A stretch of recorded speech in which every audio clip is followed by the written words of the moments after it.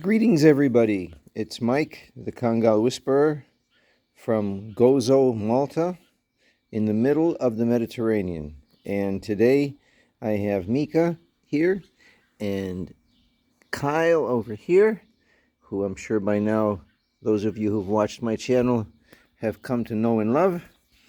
And I just wanted to give you an update on our lives here and what's going on with the doggies.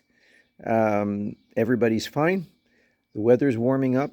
Thank God. It's a bit overcast, cloudy, but other than that, it's nice and warm. And winter, I'd have to say, is basically over. Now we're just waiting for the weather to warm up and start enjoying some sea and sun. What I want to tell you is that Mika's period is over. And I want to give you two parts of this video. One is my experience with my two dogs, and then also a general perception of how to deal with and what to expect if you have two dogs and your female is in heat. So regarding Kyle and Mika, it was relatively easy, not a whole lot of stress. I'll switch, and it was actually easier than I expected. One of the reasons is that a lot of this depends obviously on the male, because the hardest part is for him really, especially once she's coming to the end of her period and is ready to mate, which was about 2 days. So basically what happened was she started spotting, and I bought her these panties with the Velcro fastener on the back. So you basically put both legs in this thing, you pull it up like a panty, and then it ties around the top of her tail with a Velcro strap. And inside of it you can put pads. I know they make dog pads, but I found actually that the human female pads are work much better with the sticky back, and some of them have the wings and some don't. It doesn't matter. But the main thing is they're long and they fit perfectly for a dog. So that went on for about 12 days, and just like the vet said, thank you, Pierre Camilleri, my vet in Gozo. To the day, basically 12 days into her spotting, she something changed. Probably the smell, probably the whatever the hormones, and Kyle went from being interested, let's just say, to very interested to, it's time to have sex. And that went on for about 2 days. So it peaked. Kyle's desire peaked during those 2 days. Mika didn't seem to change much. She, throughout the 14 days, her attitude was pretty much the same. She couldn't care less, didn't really bother about anything. She was very good about putting the panties and the pad on, extremely good. Obviously, I wouldn't leave it on all the time. I would only put it on her when I could not supervise them, or when they were together for a period of time and I wasn't around. Because, in fact, at night she would sleep outside because Mika loves to sleep in the yard, and I would take it off of her all night, and Kyle would sleep inside. And that was fine, except for the 13th and 14th day. Kyle was very agitated, and he sleeps in my bedroom on the floor. But it was basically 2 sleepless nights because he cried, he whined, he kept going to the door. He just didn't want her to be by herself, and obviously I'm sure he had this drive to mate. So.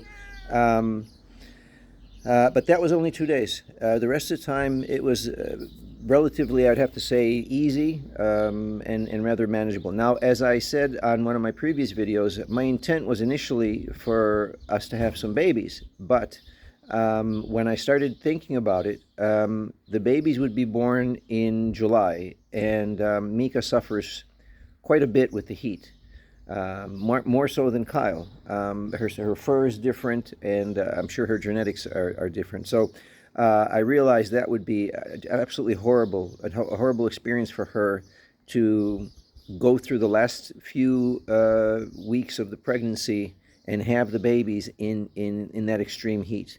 I changed my mind and decided that I will try to do it. We'll try to have babies the next time, which, if I calculate correctly, she would go into heat around December, and that way the baby January maybe, and then the babies will be born in February, March, which is much better for her. So that's basically all I can say about my experience. Now, I said initially, a lot depends on the male when it comes to how to deal with two dogs when one goes into heat. As you know, as I've mentioned, I've had several dogs: labs, shepherds, German pointers. Pretty much a nice range of dogs. And this whole thing with how to deal with the two dogs really depends on the male and how aggressive he is when it comes to the female going into heat. On a scale of 1 to 5, 5 being the dog humps air, basically. He'll hump anything, people's legs, whatever, and 1 being pretty much not that aggressive. Kyle is about a 1 or a 2. In fact, I was amazed that I could actually call him off of her when he would start to try to climb up on her, or just try to do his thing, which again, he's just an absolutely amazing dog, and he would come off of her and then go lie down somewhere. Whereas I, for example, I've had 2 black labs, both were 14, so 14 years of 2 black labs. The first one that I had, we didn't even neuter him. He really had no sexual drive, to say so, and of course we only had him, so this is my first time with 2 dogs, and he never really humped anything, really, whereas the second lab that I had, Archie, he was the opposite. He was a 5 and he pretty much humped everything, and even after we castrated him, he was still humping all my daughter's girlfriends, all her friends' legs.